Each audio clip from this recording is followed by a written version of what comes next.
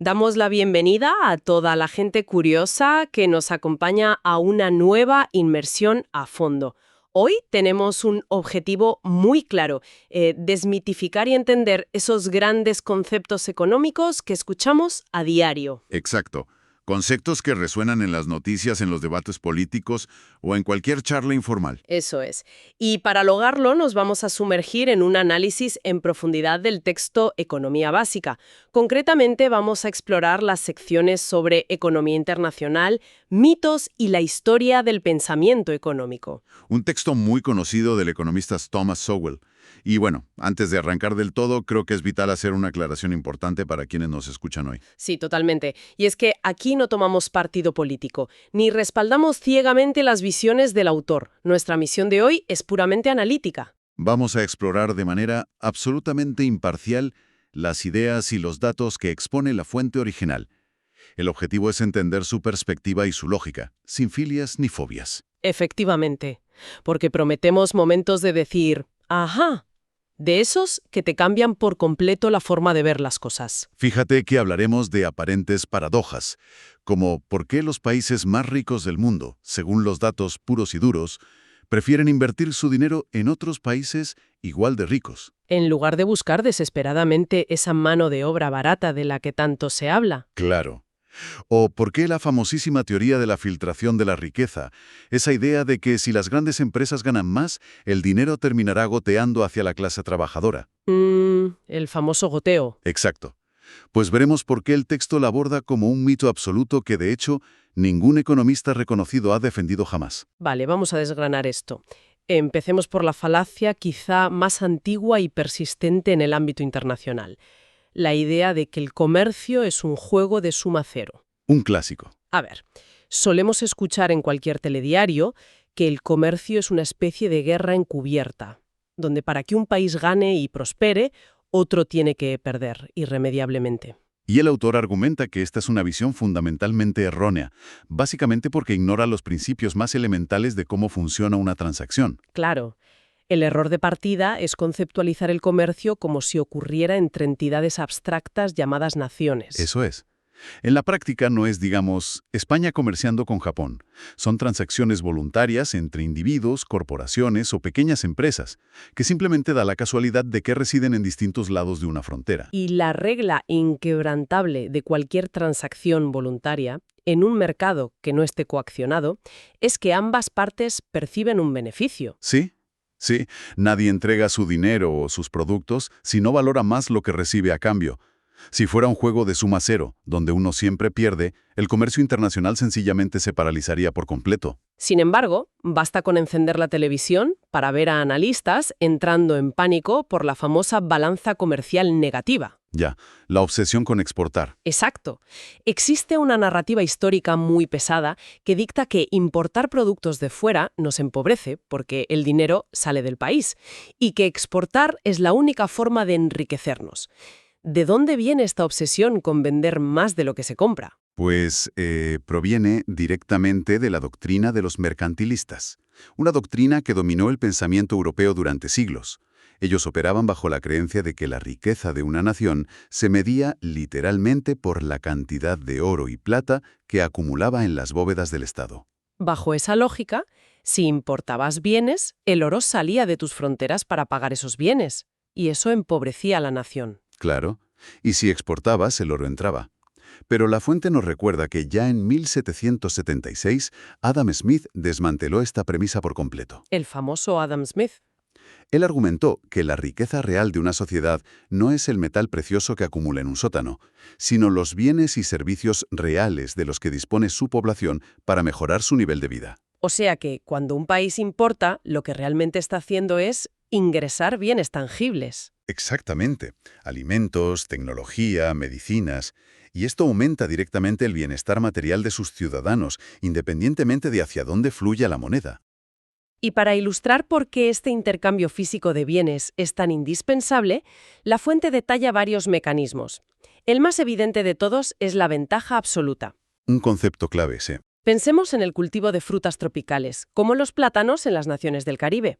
En esas regiones, la naturaleza proporciona de forma totalmente gratuita unas condiciones de sol, humedad y calor específicas. Condiciones que en un país nórdico serían carísimas de replicar. Totalmente. Requerirían la construcción de invernaderos gigantescos, sistemas de calefacción que consumen muchísima energía y un mantenimiento enorme. La eficiencia dicta que unos produzcan los plátanos aprovechando su clima y los otros paguen por ellos enfocando sus recursos en otra cosa. Esa parte suele ser muy intuitiva porque, a ver, las barreras físicas son innegables, pero la verdadera barrera analítica para mucha gente surge cuando consideramos el segundo mecanismo, la ventaja comparativa. ¿Cómo explica el texto esto? Porque suele ser más confuso. Supongamos un escenario extremo. ¿Qué ocurre si un país es menos eficiente produciendo absolutamente todo en comparación con una superpotencia? La lógica superficial sugeriría que ese país quedará excluido del comercio mundial. Nadie querría comprarle nada. Ya, tiene sentido a primera vista. Pero el texto utiliza una analogía muy clarificadora a nivel individual. Imagínate un cirujano neurovascular brillante.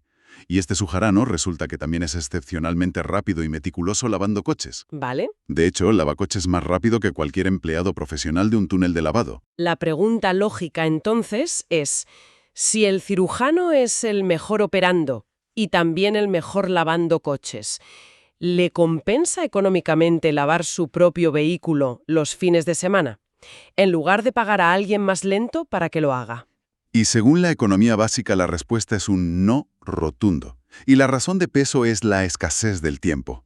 Las 24 horas del día son un límite rígido para todos. El tiempo que invierte lavando el coche es tiempo que no puede dedicar a realizar cirugías. Exacto. Y la cirugía es la actividad donde su conocimiento genera un valor económico y social astronómico. El coste de oportunidad de lavar ese coche no es el precio de la esponja y el jabón. Son los miles de euros que deja de ingresar por no estar en el quirófano en ese momento. Por lo tanto, le resulta inmensamente más rentable pagar a otra persona para que lave el coche, incluso si esa persona es menos eficiente. Todo para poder concentrar el 100% de su tiempo en su especialidad. Y a nivel macroeconómico, los países actúan igual.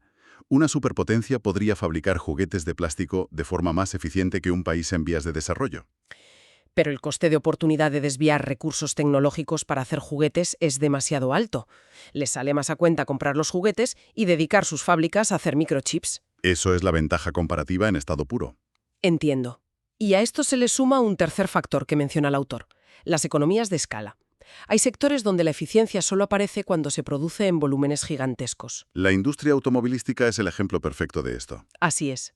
Para que el coste de fabricar un coche sea competitivo a nivel mundial, una planta necesita producir entre 200.000 y 400.000 unidades anuales. Una barbaridad. Si analizamos un país extenso, pero con una población relativamente pequeña, pongamos Australia, descubrimos que su mercado interno simplemente no tiene la demanda suficiente para absorber 500.000 de coches nuevos al año, de una sola marca. Claro, no dan los números. Si Australia intentara cerrar sus fronteras y crear una industria automovilística puramente nacional desde cero, el coste por vehículo sería tan ridículamente alto que la población no podría permitírselo. Les beneficia enormemente importar de mercados gigantes como Japón o Estados Unidos. Mercados que ya han amortizado esos enormes costes fijos. Y lo fascinante aquí es cómo los registros históricos que aporta el autor entran en conflicto directo con uno de los miedos contemporáneos más fuertes: el temor a la mano de obra barata. Es verdad, el discurso habitual siempre advierte que las naciones prósperas están condenadas a perder competitividad comercial frente a países en vías de desarrollo, simplemente porque no pueden igualar sus bajos salarios. Se da por hecho que la producción global siempre fluirá hacia donde el trabajador cobre menos. Es una creencia muy extendida. Pero al revisar la historia económica en este análisis, el autor demuestra que las grandes potencias exportadoras solían tener los salarios más altos de su época. Sí, menciona el caso de las Provincias Unidas de los Países Bajos. Dominaron el comercio marítimo mundial entre 1590 y 1740, y posteriormente el Reino Unido en el apogeo del siglo XIX. Ninguna de estas dos potencias basó su dominio exportador en pagar salarios de miseria. Al contrario, sus trabajadores tenían los sueldos más altos del mundo conocido en ese momento. Ese es el punto crucial que separa la intuición del análisis económico profundo. Los bajos salarios no equivalen automáticamente a bajos costes de producción. Las Provincias Unidas pagaban salarios altos, sí, pero sus astilleros utilizaban grúas impulsadas por viento y sierras mecánicas. Y técnicas de estandarización impresionantes para la época. Exacto. Eso les permitía construir barcos mercantes en una fracción del tiempo que tardaban sus rivales europeos. Un trabajador bien pagado, si está respaldado por tecnología superior, produce tantas unidades por hora que el coste laboral por producto termina siendo más bajo. Más bajo que en un país donde se pagan salarios de subsistencia, pero se trabaja con herramientas manuales. La productividad supera al coste salarial. Así de simple. Aquí es donde la inmersión de hoy se pone realmente interesante. Porque si la productividad es el factor determinante, esto cambia por completo nuestra visión sobre cómo se mueve el dinero en el mundo actual. Entramos en el terreno de las transferencias internacionales de riqueza. Históricamente, estas transferencias eran simples saqueos. Los ejércitos de Alejandro Magno, el Imperio Romano, llegaban, extraían los metales preciosos mediante la fuerza y se los llevaban a sus metrópolis. Era pura extracción coercitiva. Un robo a gran escala, vaya. Pero en la economía moderna, la riqueza se mueve principalmente a través de la inversión de capital extranjero. Y la percepción generalizada es que las grandes multinacionales canalizan sus billones de dólares hacia las naciones más pobres del planeta. Buscando explotar a trabajadores desesperados. Esa es la narrativa. Sí, pero el autor se apoya en datos macroeconómicos para refutar esa percepción. Utiliza las cifras del año 2001 como caso de estudio. Ese año hubo aproximadamente 9 billones de dólares en préstamos e inversiones a nivel internacional.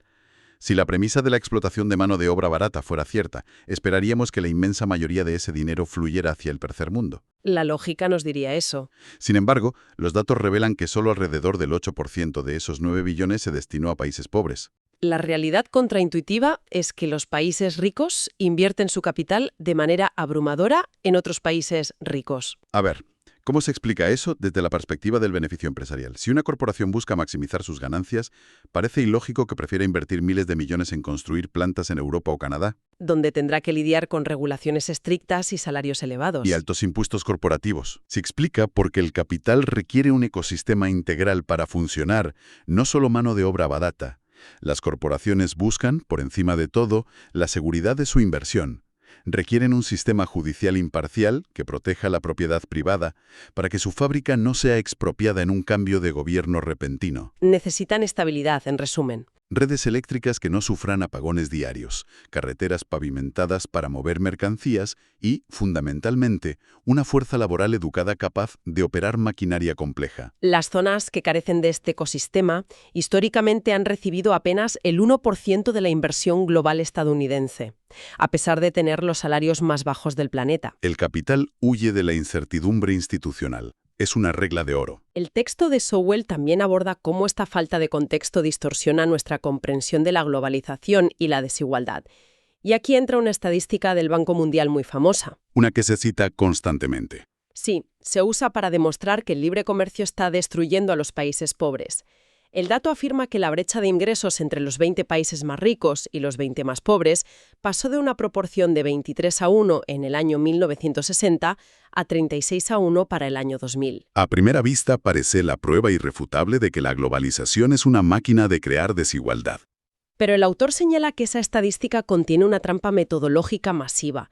Al observar la categoría de los 20 países más pobres en 2 décadas diferentes, se ignora un detalle vital. Que los países que formaban esa lista en el año 2000 no son los mismos que la formaban en 1960. Exactamente.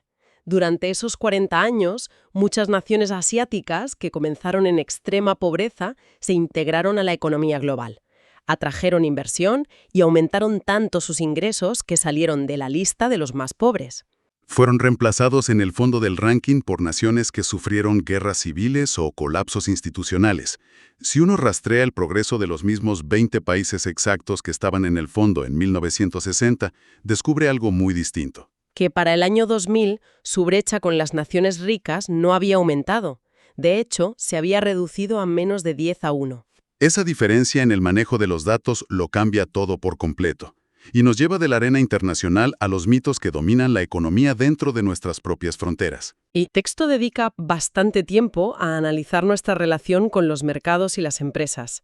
Hay una tendencia lingüística casi universal a hablar de el mercado como si fuera una entidad externa. Sí, decimos el mercado ha castigado esta decisión o el mercado exige tal cosa. Como si fuera un monstruo impersonal o una junta directiva secreta que toma decisiones a puerta cerrada. Y el autor subraya que el lenguaje moldea la política. Catalogar al mercado como un ente abstracto y frío distorsiona la realidad de que el mercado es simplemente la suma de las decisiones de millones de seres humanos individuales. Somos nosotros eligiendo qué marca de leche comprar en el supermercado o si aceptar o no un empleo.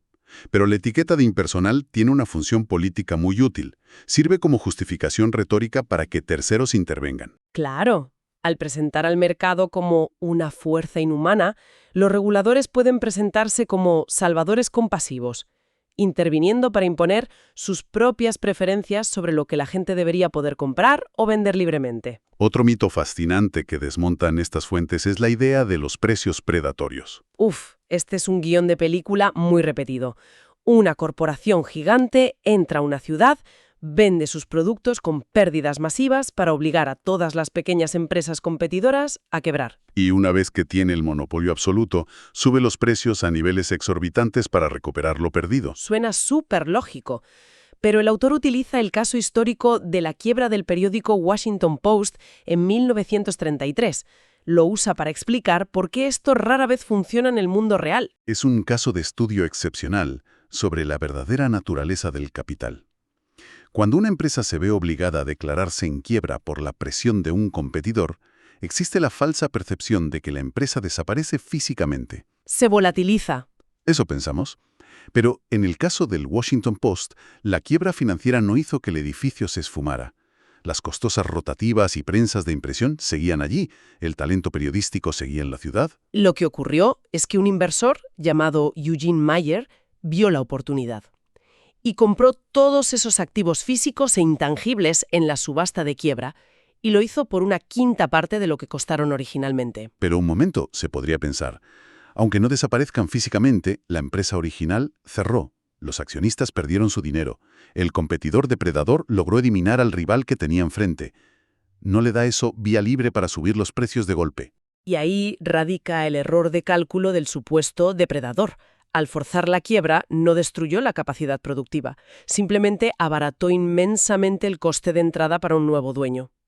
Eugene Meyer, al adquirir el Washington Post sin la enorme carga de deuda original y con instalaciones compradas a precio de saldo, tenía unos costes operativos muchísimo más bajos que el competidor que inició la guerra de precios. Meyer pudo permitirse invertir agresivamente y mejorar el periódico, y finalmente convirtió al Post en un gigante mediático imbatible que terminó superando a todos sus rivales. Es decir, la estrategia depredadora creó a su propio verdugo.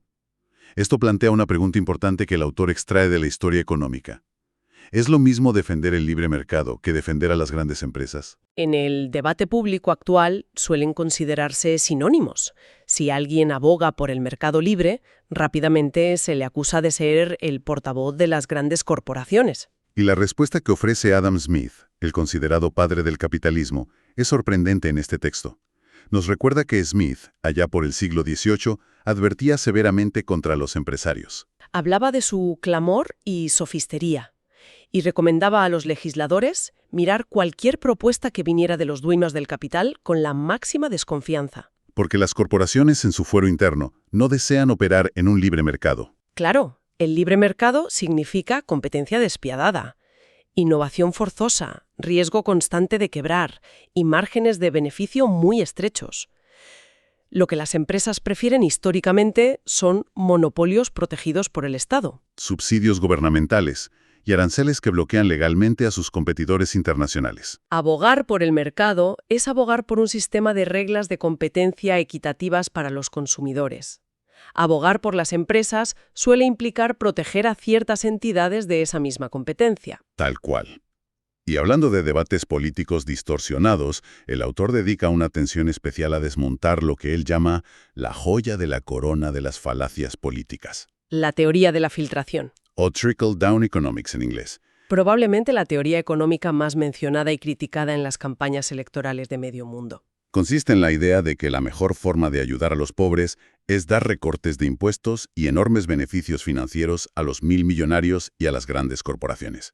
Todo con la esperanza de que esa nueva riqueza, de alguna manera mágica, se filtre o gotee hacia abajo. Llegando finalmente a la clase trabajadora. Desde presidentes históricos hasta discursos muy modernos, innumerables políticos han construido sus campañas atacando esta teoría. La consideran inmoral y diseñada para favorecer a las élites. Y aquí es donde el texto lanza un desafío contundente a sus lectores y críticos. Argumenta que la teoría de la filtración es un invento político, la falacia del hombre de paja definitiva. ¿Por qué lo llama así? Porque señala que ningún economista reconocido de ninguna escuela de pensamiento a lo largo de la historia ha propuesto jamás que el dinero deba entregarse a los ricos con la esperanza de que gotee hacia abajo. Ya sea de la escuela de libre mercado, keynesiano o marxista, ninguno. Ninguno. Es una premisa tan absurda desde el punto de vista analítico que no existe en la literatura económica formal. Se creó como un muñeco de paja retórico porque es increíblemente fácil y popular atacar una idea que suena tan elitista e injusta. Pero yendo más allá de si algún académico la escribió o no, el autor sostiene que la propia secuencia cronológica de cómo operan los negocios desmiente la idea del goteo. Claro. Si alguien decide abrir una fábrica mañana, no recibe beneficios mágicos el día 1 que luego decide compartir amablemente. La cronología real del dinero fluye justo en sentido contrario. Así es. Antes de que una empresa vea un solo céntimo de rentabilidad, el inversor tiene que conseguir capital y gastarlo. Tiene que pagar a los arquitectos, comprar materiales, contratar albañiles. Y una vez operativa, pagar religiosamente las nóminas de sus empleados a final de mes. Los trabajadores, los proveedores y los contratistas siempre cobran primero. Reciben su dinero independientemente de si el producto final tiene éxito o fracasa estrepitosamente en el mercado. El empresario es el último en cobrar, asumiendo el riesgo residual. Si el negocio quiebra tras 2 años, los trabajadores ya se han llevado sus salarios a casa. No hubo ninguna riqueza filtrándose desde arriba hacia abajo. El dinero fluyó primero hacia los asalariados y la pérdida se quedó arriba. Un cambio de perspectiva total. Vamos a pasar a la última sección del análisis. Aborda un callejón sin salida muy frecuente en las discusiones de políticas públicas. ¿Te refieres a cuando se apela a los valores no económicos? Exacto. Cuando se propone un proyecto gubernamental que claramente no tiene viabilidad económica o que costará verdaderas fortunas, sus defensores suelen argumentar que la economía no lo es todo. Que hay que considerar valores superiores, apelan a la preservación del paisaje, la cultura histórica o la moralidad de un proyecto. El autor responde a esta crítica aclarando una confusión conceptual profunda sobre qué es realmente la economía. La economía no es un valor en sí mismo que deba sopesarse contra la cultura o la naturaleza. La economía no te dice si la humanidad debe priorizar salvar a las ballenas, construir hospitales o explorar Marte. Es estrictamente una herramienta analítica. Sirve para examinar la asignación de recursos escasos con usos alternativos. Su función es revelar el coste real de las decisiones en un mundo donde, lamentablemente, no podemos tenerlo todo a la vez. El dilema del lago Mono en California es el ejemplo que utiliza La Fuente para aterrizar esto. Y es fascinante. A finales del siglo XX, el nivel del agua de este hermoso lago estaba disminuyendo dramáticamente. Porque el agua de los ríos que lo alimentaban se estaba desviando. Se desviaba para abastecer a la creciente población de la inmensa ciudad de Los Ángeles. Los grupos ecologistas hicieron una fuerte campaña para detener el desvío y salvar el ecosistema del lago. En los medios, el debate se enmarcó de la forma habitual. El dinero y los intereses fríos de la ciudad contra la preservación de la naturaleza. Era facilísimo ponerse del lado de la naturaleza en ese marco. Pero el autor nos invita a mirar más allá de esa dicotomía engañosa. Salvar el lago Mono requería que Los Ángeles buscara fuentes de agua alternativas o construyera plantas desalinizadoras. Y eso implicaba un coste financiero colosal. El análisis económico no dice que no se deba salvar el lago. Lo que hace es visibilizar el coste de oportunidad real.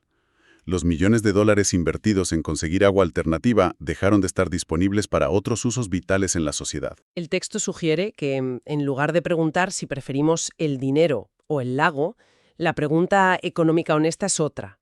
¿Cuántos niños en países en vías de desarrollo podrían haber sido vacunados contra enfermedades letales con los inmensos recursos que se destinaron a preservar el volumen de agua de ese lago? Es duro plantearlo así. Lo es. No es una elección entre valores económicos y no económicos. Es una elección trágica entre salvar un lago y salvar vidas humanas, con recursos que son dolorosamente limitados. Y entender que nuestras elecciones siempre implican un sacrificio es algo que ha costado siglos de evolución en el pensamiento económico. En la última parte, el autor hace un repaso histórico muy revelador sobre esto. Volvemos a los mercantilistas, que ya mencionamos al principio. Para ellos, la economía no trataba sobre el nivel de vida de la gente. Era prácticamente un brazo del Ministerio de Guerra. Su meta era acumular metales y poder militar para el soberano a expensas de las naciones vecinas. Y frecuentemente a expensas de someter a sus propios ciudadanos a la pobreza extrema, solo para mantener bajos los costes de los bienes de exportación. Ese fue el paradigma dominante hasta el año 1776. Con la publicación de La riqueza de las naciones de Adam Smith, nace la economía clásica y se produce un giro humanista radical. El enfoque deja de ser el tamaño del tesoro del rey o el poder militar del Estado, y pasa a centrarse en el nivel de vida material de los consumidores, es decir, de la población general, incluyendo a los trabajadores más humildes. El propósito de la economía pasó a ser la comprensión de cómo maximizar los bienes y servicios disponibles para todos, buscando sacar a las masas de la pobreza. Entonces, ¿cómo adoptaron los pensadores de la época este nuevo enfoque tan analítico? El autor utiliza la figura de David Ricardo para ilustrarlo. Fue uno de los pilares de la economía clásica en el siglo XIX. Ricardo no era un académico encerrado en una torre de marfil. Era un terrateniente fabulosamente rico en Inglaterra y además miembro del Parlamento. Una posición de poder importante. En su época se debatían las leyes de los cereales, unos aranceles que bloqueaban la importación de grano barato del extranjero. Estas leyes mantenían el precio del trigo altísimo en Inglaterra. Lo que enriquecía enormemente a los propietarios de tierras agrícolas, como el propio Ricardo, a costa de encarecer el pan para la clase trabajadora. Siendo un rico terrateniente en el Parlamento, la lógica de los intereses propios dictaría que apoyara fervientemente esos aranceles que protegían su fortuna. Sería lo esperable en la política. Sin embargo, basándose en sus propios estudios lógicos sobre la ventaja comparativa y cómo el libre comercio beneficiaba el bienestar general de la nación, Ricardo habló y votó repetidas veces en el Parlamento en contra de las leyes de los cereales. Increíble. Su lealtad a los principios demostrables de la economía clásica superó por completo sus intereses financieros de clase. Fue un verdadero triunfo de la lógica analítica sobre el beneficio político y personal. Totalmente. Con ese poderoso ejemplo de integridad intelectual, llegamos al final de nuestro análisis en profundidad de hoy. Recapitulando lo que hemos extraído de estas páginas, vemos cómo la perspectiva cambia radicalmente al aplicar el foco económico. Ser un campo de batalla para entenderse como un motor de eficiencia mutua. Entendemos que el capital no merodea por el mundo buscando esclavizar, sino buscando la estabilidad y las instituciones que ofrecen los países desarrollados. Y comprobamos que muchas narrativas de indignación política, como el ataque a la teoría de la filtración, combaten fantasmas que nunca existieron en la academia económica. Ha sido un recorrido muy revelador por las ideas de esta obra. Y para cerrar la inmersión de hoy, me gustaría plantear una idea provocadora, derivada del propio texto, para que quienes nos escuchan reflexionen en solitario. Adelante, ponla sobre la mesa. Sí, como argumenta el autor, la inmensa mayoría de los desastres económicos surgen cuando las políticas ignoran los límites de los recursos escasos y el comportamiento real de los seres humanos en favor de intenciones puramente nobles. Es posible que muchas de las políticas sociales o laborales que hoy aplaudimos y consideramos más compasivas sean en la práctica las mismas fuerzas invisibles que están bloqueando las oportunidades y manteniendo en la pobreza a las personas que afirman querer proteger. Menuda reflexión final. Un pensamiento desafiante que pone patas arriba nuestras convicciones y que nos llevamos para seguir dándole vueltas.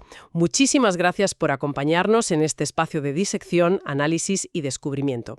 Seguiremos explorando, cuestionando dogmas y, sobre todo, mirando más allá de las respuestas fáciles en nuestra próxima inmersión profunda. Hasta pronto.